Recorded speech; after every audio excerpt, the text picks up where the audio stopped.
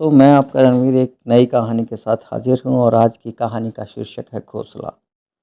सर्दियाँ आने को थी और चंचू नामक चिड़िया का घोंसला पुराना हो गया था।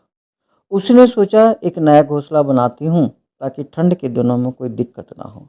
अगली सुबह चंचू उठी और पास के खेत से चुन चुन कर तिनके लाने लगी। सुबह से शाम तक वो इसी काम में लगी रही और अंत में एक शानदार घोंसला बनकर तैयार हो गया। पर पुराने घोंसले से उसे बहुत लगाव था। उसने सोचा आज की आखिरी रात यहीं पे बिता लेती हूँ, कल से नए घर में चली जाऊंगी। चंचू वहीं पे सो गई। अगली सुबह उठते हुए नए घोंसले की तरफ उड़ी और जैसे ही वो उसके पास पहुंची तो उसकी आंखें फटी की फटी रह गई, क्योंकि किसी चोर चिड़िया ने उसकी घोंसले को पूरी तरह से नष्ट कर दिया था। चंचू की आंखें भर आई, वो मायूस हो गई। आखिर उसने बहुत मेहनत और लगन से अपना घोंसला बनाया था और किसी ने रातों रात उसे तोड़ दिया। पर अगले ही पल अजीब सा हुआ। उसने गहरी सांस ली, थोड़ा सा मुस्कुराई और फिर उस खेत में जाकर तिनके चुनने लगे।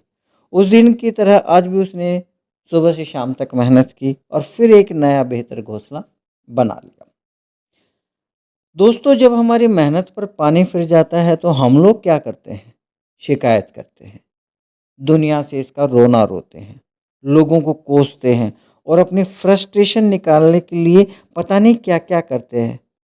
पर हम एक ही काम नहीं करते, हम तुरंत उस बिगड़े हुए काम को दोबारा सही करने की कोशिश नहीं करते।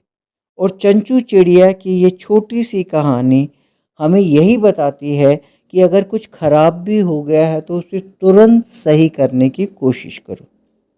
घोंसला उजड़ जाने के बाद वो चाहती तो अपना सारा समय रोने में बिता देती, लड़ने में बिता देती, या शिकायत करने में बिता देती, या उस चिड़िया से बदला लेने में बिता देती। पर उसने ऐसा किया नहीं, बल्कि उसी ताकत से उसने एक नया घोंसला तैयार किया।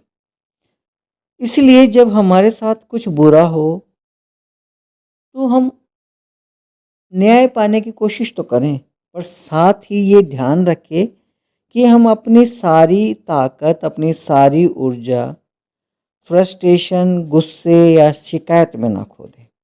ऐसा करना हमारा जो असली नुकसान है उससे कहीं ज़्यादा नुकसान पहुंचा सकता है।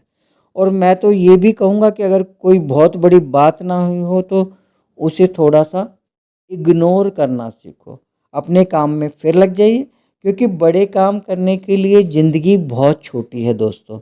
इसे बेकार की चीज़ों में अगर हम गवा देंगे तो जो हमारा वास्तविक लक्ष्य है हम उससे भटक जाएंगे। कैसी लगी दोस्तों मेरी कहानी?